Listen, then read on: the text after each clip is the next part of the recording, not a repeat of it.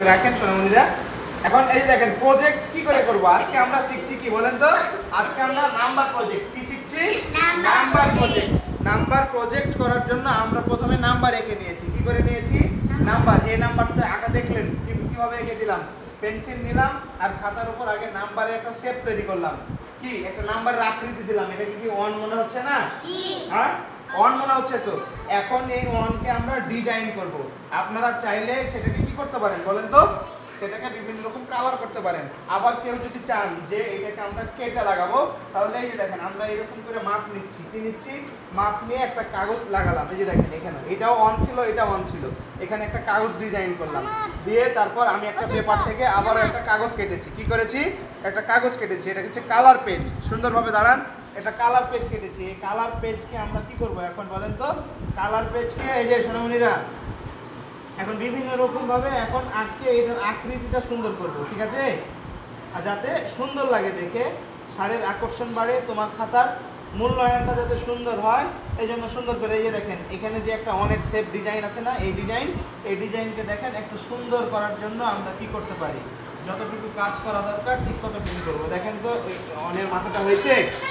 এখন আমরা এই অনের মাথা যখন হয়ে গেছে, তখন আমরা এই ডিজাইনটা আছে না, এই ডিজাইনের জন্য আলাদা আরেকটা পেপার কাটিং করব, আলাদা পেপার কাটিং করবো একটা, ঠিক আছে? এবার আমরা একটা মাপ তৈরি করে নিলাম, যেই মাপ প্রয়োজন সেই মাপটা কিভাবে নিচ্ছি দেখেন।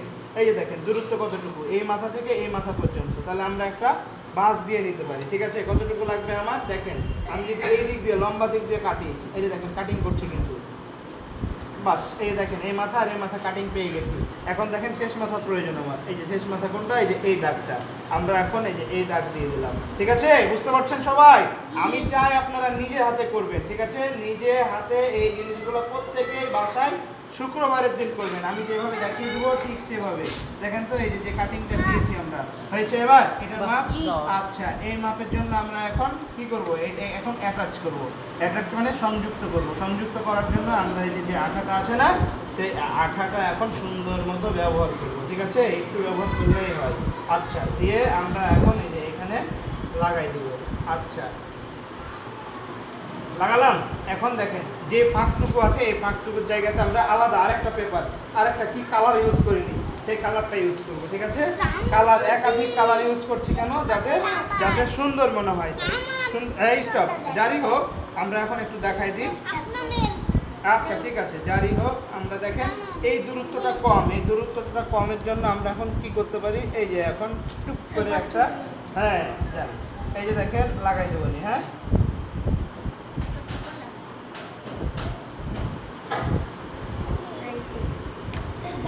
আরো আমি একটা দেখাইলাম সিম্পল, আপনারা যে যত সুন্দর করতে পারেন, ঠিক আছে?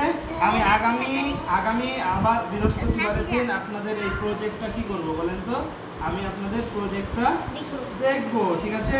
সেই পর্যন্ত আপনারা অনেক সুন্দর করে প্রজেক্ট করে নিয়ে আসবেন। আচ্ছা এটা কি অনের আকৃতি এসছে? এখন আমরা আরো সুন্দর আরেকটু ডিজাইন করতে পারি। কেমন ডিজাইন করতে পারি? এখানে কেউ চাইলে আরেকটা কালার ইউজ করতে পারি। কই আর কালার কই আমাদের?